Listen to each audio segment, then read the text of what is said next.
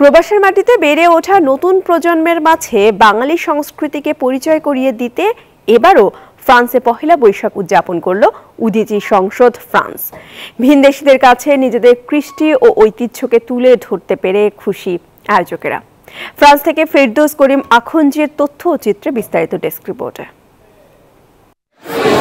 দেরিতে হলেও প্যারিসের ওভারভিলায় লাগলো বৈশাখী হাওয়া।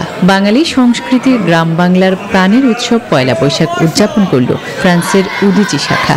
দেশীয় আবহে মঙ্গল শোভাযাত্রার মধ্য দিয়ে শুরু হয় অনুষ্ঠান।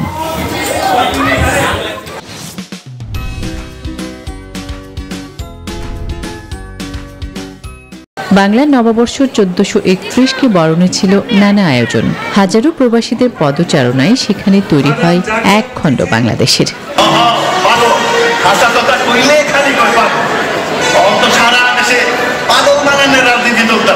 ফ্রান্সটা পুরো বাংলাদেশের মতো লাগছে। এই আনন্দ কেনাকাটা খুবই ভালো লাগছে। আমরা এখানে উদীচী শিল্পগোষ্ঠী আয়োজিত বর্ষবরণ অনুষ্ঠানে স্টল নিয়েছি। অনেক লোক আসছে, অনেক ভালো লাগছে। আমরা এখানে দেশীয় বিভিন্ন খাবার নিয়ে এসেছি এবং সবাই খুব উপভোগ করছে, আমাদেরও খুব ভালো লাগছে। উদীচী শিল্পগোষ্ঠী ফ্রান্সের সভাপতি কিরণময় মণ্ডলের সভাপতিত্বে সাংস্কৃতিক আয়োজনে ফুটে ওঠে আবহমান বাংলা সংস্কৃতির চিরচেনা ঐতিহ্য।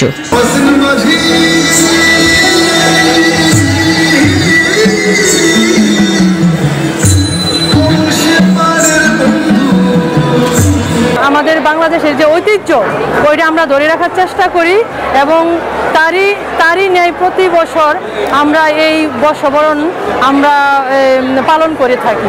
উৎসবকে ঘিরে বসেছিল বৈশাখী মেলাও। মেলার বিভিন্ন স্টলে দেশীয় খাবারের পাশাপাশি বসে বর্ণিল পোশাকের সমাহার। বাঙালিদের পাশাপাশি মেলায় ভিড় জমান ভিনদেশীরাও।